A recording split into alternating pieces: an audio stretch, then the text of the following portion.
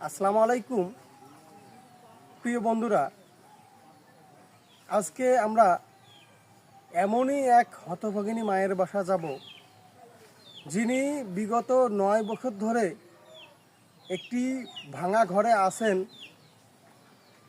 ঘরটি চতুর্পার্শ্বে ভাঙা, আমাদেরকে জানিয়েছেন উনি। চতুর্পার্শ্বে ভাঙা, উনি অনেক অসহায়ত্বের মাঝে জীবনযাপন করতেছেন। ওনার একটি মাত্র ছেলে, উনি আমারে বলেছেন যে বিড়ির কাজ করে 100 টাকা দিনে ইনকাম করে, এই দিয়ে ওনারা 4 জন খায়। তো আমরা সবাই তার বাসায় যাব, গিয়ে দেখব, আপনাদেরকেও দেখাবো তার আসল চিত্র। তো আপনারা সবাই আমাদের সঙ্গে থাকেন, ভিডিওটা শেষ পর্যন্ত দেখার অনুরোধ রইল আপনাদেরকে।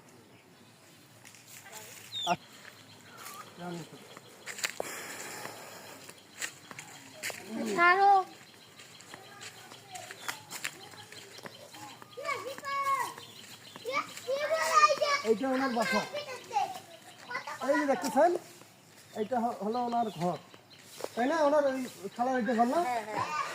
আচ্ছা, বাসার ভিতরে যান, আমি কথা বলবো।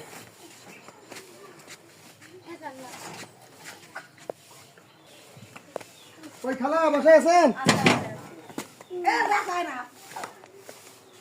ওই এদিকে আসেন, একটু এদিকে আসেন, কথা বলবো আপনার সঙ্গে। কি করতেছেন? ঝাড় দিচ্ছেন?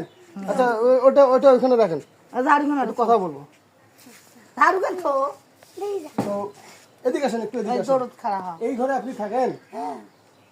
আচ্ছা, আপনার ছেলে মেয়ে কজন? এটি একটা। কি কাজ করে আপনার ছেলে? আচ্ছা, ছেলে বিড়ি কাজ করে? আচ্ছা আচ্ছা। তো টাকা পায়, আমি তখন ভাত খাই। আচ্ছা 100 টাকা পায়, আচ্ছা ওই টাকা কোনো কাজ করিয়ে খাই।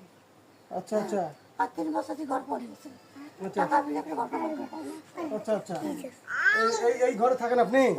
একটু ঘরটা একটু দেখান তো, আসেন এদিকে আসেন, ঘরটা একটু দেখান তো। ওরে সর্বনাশ, এই ঘরে আপনি থাকেন?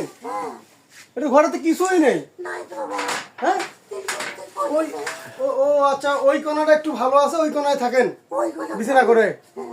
ওরে সর্বনাশ, এত কষ্ট করে আপনি থাকেন? বৃষ্টি আসলে কি থাকতে পারেন? ওই পাকে টাকা বসিয়ে ওই কোণাটায় থাকেন? এই ঘরের মধ্যে বৃষ্টি আসলে ওই কোণার মধ্যে আপনি থাকেন? আচ্ছা, আপনার ছেলেকে নিয়ে থাকেন এখানে? আচ্ছা আচ্ছা। তো এটা একটু ফেলা দেন। হ্যাঁ, ওটা ফেলা দেন। হ্যাঁ,